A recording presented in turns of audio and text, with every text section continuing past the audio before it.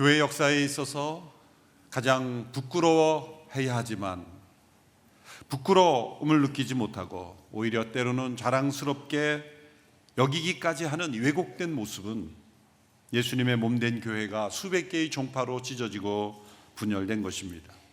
교회 역사를 얼룩지게 한 이 수많은 분열의 뿌리는 무엇입니까? 겉으로는 교리적 차이, 사회적, 역사에 대한 해석의 차이 등으로 비롯된 것으로 나타나지만 근본적인 원인은 교회가 하나님의 나라를 추구하지 않았기 때문입니다. 교회가 하나님의 나라를 추구하지 않고 하나님의 나라에 대한 관심이 없이도 교회가 왕성할 수 있습니다. 그럴 때 교회는 지도자에 의해서 사유화되고 전통에 사로잡혀 변화를 거부하게 되고 복음을 세상에 전하는 일에 헌신하지 않게 됩니다. 브라질 선교사 출신이자 탁월한 교회학자인 하워드 스나이더라는 박사님이 있습니다. Liberating the Church, 참으로 해방된 교회라고 번역이 된 이 책에서 이렇게 지적합니다. 교회가 하나님 나라를 세우는 대신 교회 자체를 세우는 존재로 자신을 규정 지을 때 교회는 언제나 문제가 생긴다. 교회 안에 생기는 많은 문제들, 교회가 세상에 빛을 발하지 못하게 되는 이유는 하나님 나라에 대한 관심을 가지지 아니하고 교회 자체에 대한 관심에 치우칠 때라는 거죠. 교회는 사람들이 모여서 어떤 제도와 헌장 그리고 서약을 함으로 생겨난 공동체가 아닙니다. 교회는 죽음에서 부활하신 예수 그리스도, 그분이 주와 그리스도이심을 믿음으로 의롭게 되어 하나님의 나라의 백성이 된 사람들입니다. 심판날에 우리가 어떤 이름으로 불림을 받는 교회의 일원이었는가? 아무 소용이 없습니다. 진정 예수 그리스도의 몸된 교회의 지체였는가? 하나님 나라의 백성 됨을 체험했는가? 그것이 중요한 문제입니다. 교회의 제일 된 사명은 교회에 다워지는 것입니다. 무엇이 교회에 다워지는 것입니까? 하나님의 나라에 합당한 교회가 되는 것입니다. 앞서 말씀드린 하워드 스나이더 박사의 또 다른 지적을 인용하고자 합니다. 이 문장을 우리가 함께 읽어보기를 원합니다. 시작. 교회는 세상을 해방시키기 이전에 교회 자체가 성경에서 말하는 대로 하나님 나라를 위해 해방되어야 된다. 하나님 나라를 위해 해방되어야 된다.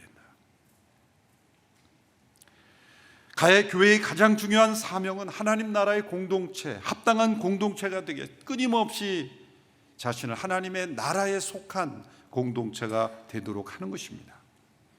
인도에서 사역했던 20세기 가장 위대한 선교사였던 감리교 선교사 스탠리 존스라는 선교사님은 교회와 하나님 나라와의 관계에 대하여 이런 중요한 말씀을 남겼습니다. 나는 교회가 하나님 나라에 충성하는 정도까지만 충성할 작정이다. 나의 최고의 충성은 하나님 나라에 대한 것이다.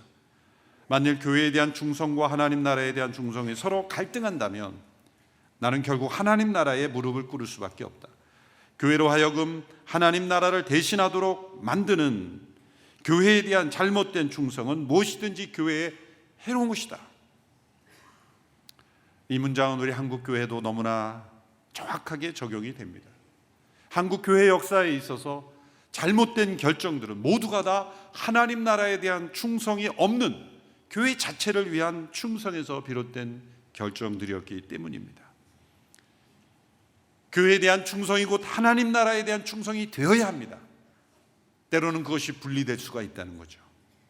이 두 차이를 분별하고 교회 자체를 위한 충성이 아니라 하나님 나라를 위한 충성이 되도록 하는 것, 그것이 교회 지도자의 책임이요 교회 공동체의 성숙한 결정입니다.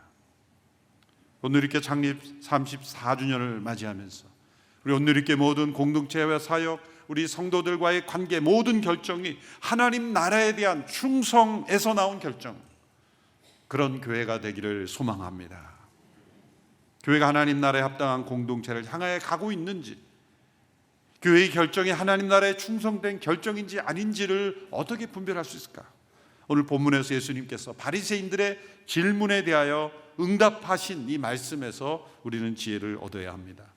오늘 보면 누가복음 17장 20절에서 21절의 말씀 우리 같이 다시 한번 함께 읽겠습니다. 시작. 바리새파 사람들이 하나님 나라가 언제 올지 물어보자 예수께서 대답하셨습니다. 하나님 나라는 눈으로 볼 수 있는 모습으로 오지 않는다. 또한 보라 여기에 있다, 보라 저기에 있다 하고 말할 수도 없다. 하나님 나라는 너희 안에 있기 때문이다. 당시 유대인들은 하나님 나라가 언제 올지에 대한 깊은 궁금이 있었습니다. 그것은 구약 성경을 선입견 없이 읽기만 해도 장차 메시아를 통해 하나님 나라가 올 것을 예언하고 있었기 때문이죠. 그래서 그들은 그 하나님 나라가 언제 올지 질문했습니다. 그러나 예수님은 그들이 묻지 않은 그들의 마음속에 있는 동기, 그들을 자신도 알지 못하는 그런 질문에까지도 예수님이 대답하신 거예요. 그것은 유대인들이 기대했던 하나님 나라는 가시적인, 외형적인, 제도적인, 국가적인 하나님의 나라를 꿈꾸고 있었기 때문이죠. 당시 로마 제국을 뒤엎고 그 로마 제국의 지배로부터 벗어날 뿐만 아니라 유대 왕국이 온 세상에 가장 중요하고 영광받는 나라가 되는 그런 하나님 나라, 유대인들의 잘못된 민족주의에서 비롯된 하나님 나라를 그들은 꿈꾸고 있었고 그 나라가 언제 올지만 물어봤던 거예요. 그래서 질문에는 하나님 나라가 언제 올 것이냐의 질문이지만 사실은 잘못된 것은 그들이 생각하는 하나님 나라의 그 그림이 잘못되어 있었던 거죠. 예수님 그것을 먼저 말씀해 주는 겁니다. 그래서 그들이 질문하진 않았지만 그들이 그리던 하나님 나라의 모습이 아니다. 하나님 나라는 눈으로 볼 수 있는 모습으로 오는 것이 아니다. 눈으로 볼 수 있는 모습.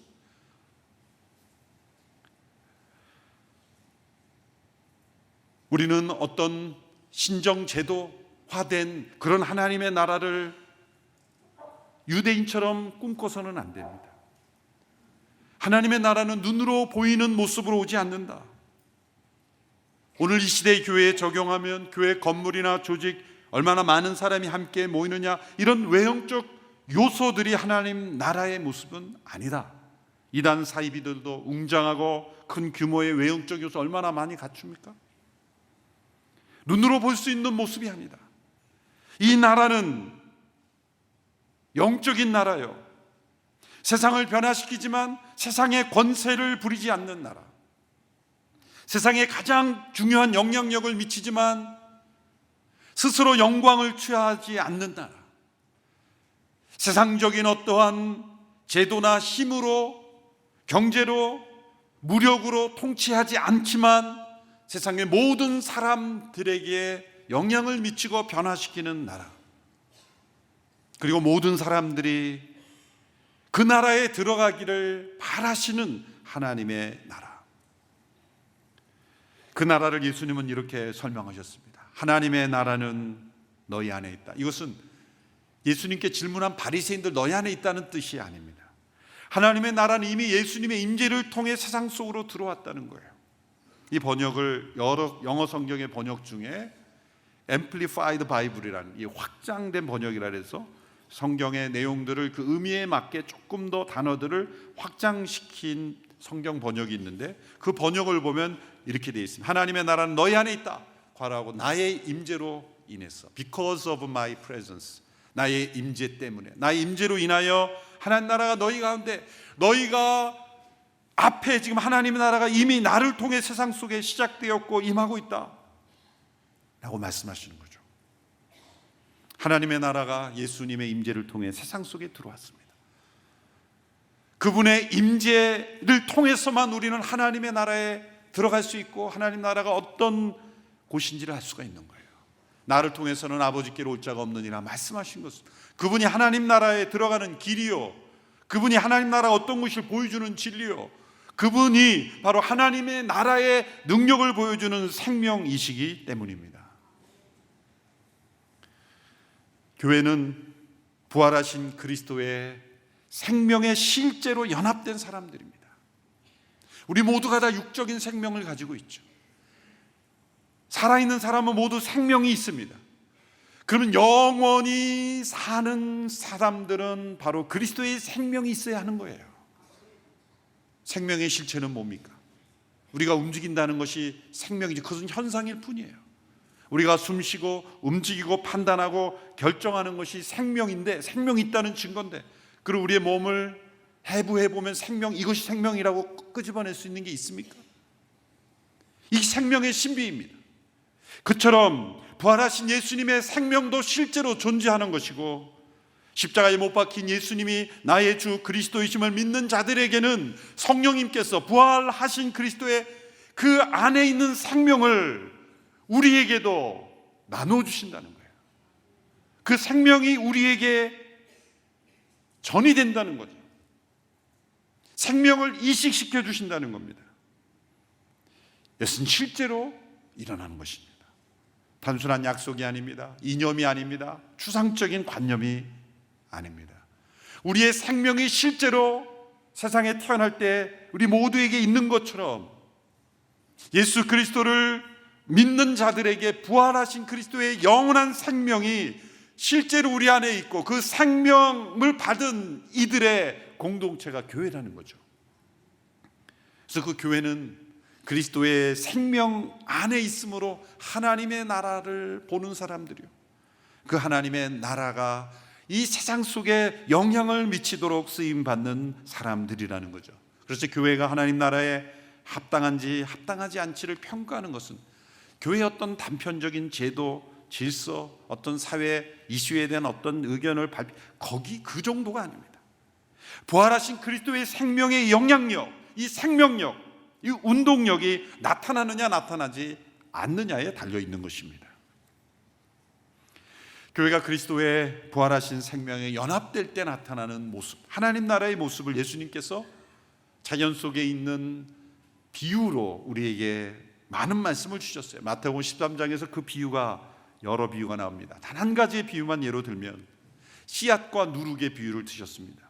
하나님의 나라는 씨앗처럼 땅에 심겨져 보이지 않고 사람들이 주목하지 않지만, 그 작은 단단한 씨앗 안에 있는 생명이 점점점 자라나 새들이 와서 깃드는 큰 나무가 되고 열매를 맺는다. 그 작은 씨앗 안에 있는 생명이 변화를 일으키는 거죠. 성장하고 자라고, 그리고 생산하고 영향을 미치고, 그 생명력을 계속 발산하는 모습. 베들레헴의 구유에 태어나신 예수님은 작은 씨앗처럼 세상에 임했어요. 아무도 주목하지 않았기에 목자들을 통하여, 천사들을 통하여 하나님께서 그의 출생을 알리셨고, 초자연적인 역사를 통하여 그분의 임재하심을 알리셨어요. 사람들은 그 예수 그리스도라는 한 분, 세상에 심겨진 작은 생명의 씨앗에 대하여 궁금해했습니다. 때로는 그를 도전했습니다. 그분은 십자가에서 죽으셨어요. 그러나 놀라운 것은 그 작은 씨앗이 땅에 심겨져 죽음으로 새로운 생명의 역사를 이루듯이, 그리스도께서는 십자가에 못 박혀 죽으심으로 부활의 생명으로 열매 맺어 큰 나무를 이루어 열매 맺으신 거예요. 그 결과가 교회로 나타난 거예요. 교회의 역사는 예수 그리스도라는 작은 생명의 씨앗이 십자가에서 죽으심으로 다시 부활하신 부활의 생명으로 맺어진 영적인 나무인 것입니다. 그러면 교회는 이 그리스도의 생명의 영향력, 이 생명력이 나타나는 것인가, 나타나지 않는가, 그것이 가장 중요한 거예요. 우리 성도 각자가 그리스도의 생명이 그 안에 있는가, 그리스도의 생명력이 있는가. 생명이 있으면 씨앗은 자라듯이, 나무는 자라듯이, 열매를 맺듯이 생명은 전염되는 겁니다. 생명은 꿈틀거리며 움직이는 것입니다. 생명은 전염시키고 또 다른 생명을 낳는 것이고, 생명은 영향을 미치는 것이죠. 또한 하나님의 나라는 누룩처럼 영향을 미친다고 말씀합니다. 적은 누룩이지만 많은 양의 밀가루를 영향을 미치죠. 이 누룩처럼 이 세상이라는 밀가루 반죽 속에 숨어있는 작은 누룩이 전체의 밀가루를 다 영향을 미치는 거예요. 자연 질서 가운데 사실은 많은 물량이 적은 물량을 영향을 주는 게 마련이죠. 수많은 더러운 물들이 작은 깨끗한 물을 많은 더러운 물에 부어봐야 더러운 물이 되어버리는 거죠. 이처럼 자연 질서 가운데는 많은 것이 적은 것을 삼켜버리는 그런 경우가 많습니다. 그러나 정반대도 있습니다. 이런 물량적인 법칙을 넘어서는 또 다른 자연 법칙도 있습니다. 그애들이 적은 양의 소금이라도 많은 물에 타지면 전체가 소금물이 되는 거예요. 바닷물은 3%밖에 되지 않는 소금으로 전체 바다가 염분이 있게 된 것처럼, 짙은 어둠이라도 작은 빛이 있으면 그 빛이 어두움이 되는 것이 아니라 어두움이 빛으로 변화되는 것. 또한 많은 밀가루에 있을지라도 적은 누룩이 많은 밀가루를 변화시키는 것, 작은 것이 큰 것을 변화시키는 자연 법칙이 존재한다. 하나님의 나라는 작은 씨앗처럼 예수 그리스도가 이 땅에 임재하심으로 하나님의 나라가 임했지만 그 영향력은 지금 온 세상에 지금 확산되고 있는 것이죠. 세상의 사람들이 예수님이라는 분을 신으로 만들고자 서로 모아서 기금을 모으고 으쌰으쌰해서 이렇게 된 게 아닙니다. 예수님은 단 한 권의 책도 쓰신 이가 없지만 세상에 가장 많은 책은 예수님에 관해서 쓰여졌어요. 예수님은 단 한 점의 그림도 그린 적이 없지만 세상에 가장 많은 그림이 예수님에 대해 그려졌어요. 예수님은 단 한 건물도 지은 적이 없지만 가장 많은 건축물이 예수님 때문에 지었어요. 예수님은 음악을 아셨는지 모르셨는지 모르지만 한 곡의 곡도 작곡하지 않으셨지만 세상의 모든 소위 서양 음악이라고 하는 것은 다 예수님을 찬양하는 음악에서 나왔지 않습니까? 이 놀라운 영향력의 주인공이 예수 그리스도. 왜 이러한 변화가 일어나고 인류 역사가 BC와 AD, Before Christ, Anno Domini라고 왜 가려지겠습니까? 그것은 사람들이 그분을 신이 아닌데 신으로 만들고 진리가 아닌데 진리처럼 포장하고 생명이 없는데 생명이 있는 것처럼 만들자고 해서 되어지지 않습니다.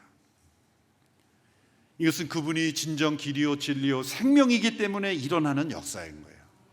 그것이 교회를 통해 나타났어요. 그리스도의 생명의 영향력을 받은 자들이 생명이 있기에 움직이는 겁니다. 왜 이렇게 주일만 되면 많은 사람이 모여서 예배할까요? 헌금을 하며 헌신을 하며 봉사를 하며 왜 그럴까요? 그것으로 스트레스를 풀기 위해서 오는 겁니까? 그걸 하니까 인생의 보람을 느껴서 그런 겁니까? 왜 그럴까요? 그건 그리스도의 부활의 생명이 있기에 그 생명의 분출이 일어나는 거예요. 그 생명이 그분을 높이는 거예요. 그리고 그분을 전하는 일에 헌신하는 거예요. 그리고 그 공동체에서 함께 서로를 격려하는 거죠. 살아있는 사람은 아무리 많은 재물을 가져도 저 벌판에 아무 사람이 없는 곳에 밀림에 혼자 산다고 보세요. 세상에 가장 많은 재산을 가진 사람이 자기를 알아줄 아무 사람도 없는 동물들과 식물들 사이에 있어 보세요. 그 재물이 무슨 의미가 있어요?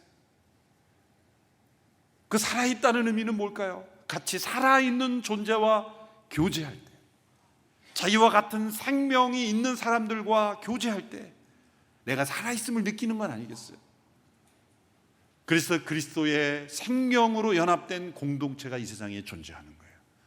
그리고 그 공동체는 교회 안에 머물지 않고 교회 안에 하나님의 나라에 이 생명력이 있다면 세상을 향해서 이 생명력이 뻗어가게 되는 거예요. 사회 질서를 바꾸고 제도를 바꾸고 하나님의 나라의 생명력으로 기업을 하고 정치를 하고 경제활동을 하고 교육을 하고 예술을 하고 그것에서 이 세상 속에 누룩처럼 변화되어 가는 거예요. 이래도 좋고 저래도 좋은 한 가치를 붙잡고 목숨 거는 게 아닙니다. 이것은 영원한 하나님의 생명이기에 포기할 수 없기에 이 생명 영향력이 교회를 통해 세상에 번져가야 하는 것입니다. 이 그리스도의 생명력이 없이 사회에 참여하고 또 이 그리스도의 생명력이 없이 어떤 질서에 참여할 때는 이념에 치우치고 휩쓸려 버리는 거예요. 교회는 하나님 나라의 에이전시요 앰버서더예요. 교회는 하나님 나라의 파일로트입니다. 그래서 하나님 나라의 가장 큰 적은 사실 불신자들이 아니에요. 교회를 위협하는 어떤 정치 질서도 아닙니다. 사실은 종교화된 교회, 제도화된 교회, 이 그리스도의 부활의 생명력이 사라져버린 화석화된 교회, 그것이 바로 하나님 나라의 가장 큰 적이 될 수 있는 거예요. 창립 30주년을 맞이하면서 온누리 교회 안에 예수님께서 이 말씀을 우리에게 하셨다고 생각할 때, 하나님 나라가 나의 임재를 통해 너희 안에 있느니라고 말씀할 때 우리가 뭐라고 응답해야 됩니까? 네, 그렇습니다. 주님, 온누리 교회 안에 하나님 나라가 있습니다. 우리 모든 성도들의 삶 가운데 하나님의 나라가 있습니다. 왜냐하면 그리스도의 부활의 생명이 우리 성도들의 삶 가운데 있고 우리 모임 가운데 있고, 그리고 온누리 교회 안에 있기에 세상 가운데 그 그리스도의 생명의 영향력을 계속 흘러보낼 수 있는 교회이기에 온누리 교회 안에 하나님 나라가 있습니다. 그렇게 고백할 수 있는 우리 모두가 되기를 축원합니다. 온누리 교회가 우리 교회 자체를 위해 존재하는 교회가 아니라 하나님의 나라를 위해 존재하는 교회가 될 때 온누리 교회는 60년, 90년, 120년이 되어도 계속해서 주님 오실 때까지 쓰임받는 교회가 될 것입니다. 만약 온누리 교회가 하나님 나라에 대한 관심을 포기하고 교회 자체에 대한 관심에 집중하기 시작할 때는 온누리 교회는 그저 오래되었을 뿐 아무런 감동과 영향이 없는 또 하나의 종교화된 교회가 될 것입니다. 과거 역사만 자랑하는 교회가 될 것입니다. 아무런 변화가 없이 다음 세대들을 잃어버린 교회가 될 것입니다. 세상 사람들에게 영향을 주기보다 조롱받는 교회가 될 것입니다. 온누리 교회는 그리스도 안에 있는 이 생명의 영향력을 세상 속에 흘러보내는 그런 교회가 되기를 축원합니다. CGN TV가 그런 일을 하고 있어요. 미디어를 통해 온 세상에 복음의 소식을, 정말 아름다운 복음의 역사를, 간증을, 복음을 증거하는 일에, 하나님의 나라를 증거하는 일에 쓰임받고 있습니다. 이 일에 함께 축복하고 헌신해 주시는 우리 모든 성도들이 되기를 축원합니다. 기도하겠습니다. 이 시간 교회를 위해서 합심하여 다시 한번 기도하기를 원합니다. 온누리 교회가 하나님의 나라를 위해 존재하는 교회 되게 하여 주옵소서. 역사가 흘러갈수록 과거에 집착하고 머무는 교회가 되지 않고 미래를 향하여 변화하는 교회가 되게 하여 주옵소서. 종교적 전통만을 고수하며 그리스도의 부활의 생명력을 잃어버리는 교회 되지 않게 하여 주시고 박물관이 되지 않게 하여 주시옵소서. 합심하여 함께 교회를 위하여, 또한 CGN TV를 위하여 합심하여 함께 기도하겠습니다. 살아계신 아버지 하나님, 온누리 교회를 세워주시고 지난 34년 동안 신실하게 함께 하시니 감사합니다. 부활하신 그리스도의 생명의 그 생명력이 우리에게 살아있음을 믿습니다. 그래서 우리는 함께 모였고 예배했고 섬겼고 봉사했고 헌신했습니다. 우리가 경험한 그 그리스도의 생명, 하나님 나라의 놀라운 은혜를 온 세상 사람들에게 나누기를 원합니다. 증거하기를 원합니다. 이 일에 CGN TV를 세워주시고 온누리 교회를 넘어 하나님 나라로 향할 수 있게 하시니 감사합니다. CGN TV가 이 미디어 전쟁 속에 이 사명을 잘 감당할 수 있도록 축복하여 주시고, 하나님께서 기뻐하시는 복음 증거의 사명을 잘 감당하게 해주시고, 온누리 교회에 부어주신 그리스도의 생명력이 온 세상을 향하여 퍼져갈 수 있도록, 누룩의 역할을 감당할 수 있도록, 소금과 빛의 역할을 감당할 수 있도록 축복하여 주시옵소서. 살아계신 아버지 하나님, 창립 34주년을 맞이한 온누리 교회, 다시 한번 하나님 나라를 위해 존재하는 교회가 되기로 결단합니다. 우리 안에 그리스도의 부활의 생명이 있사오니 그 생명 안에 날마다 거하게 하시고, 그 생명의 역사와 능력과 영향력이 온누리 교회를 넘어 온 세상을 향하여 흘러가는 교회가 되게 하여 주시옵소서. 이 일에 CGN TV를 세워주시고 지난 세월 동안 함께 하신 하나님의 은혜에 감사를 드립니다. 이 그리스도의 부활의 생명의 역사가 CGN TV를 통해 온 세상에, 미디어를 통해 증거되는 일에 더 귀하게 사용되게 하여 주옵소서. 예수님의 이름으로 기도합니다.